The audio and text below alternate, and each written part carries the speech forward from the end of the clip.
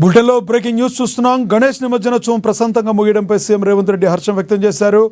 Police శాఖపై ప్రశంసలు కురిపించారు. ఎలాంటి అవాంఛనీయ ఘటనలు జరగకుండా పోలీసులు పనిచేశారన్నారు. అన్ని శాఖల అధికారులు సిబ్బందికి అభినందనలు తెలిపారు. మరోవైపు హైదరాబాద్లో ట్రాఫిక్ ఆంక్షలను పోలీసులు సడలించారు. హుస్సేన్ సాగర్ చుట్టూ రాకపోకలను పునరుద్ధరించారు.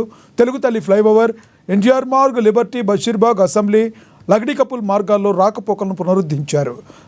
రహదారులపై పేరుకుపోయిన చెత్తను జీహెచ్ఎంసీ సిబ్బంది తొలగిస్తున్నారు.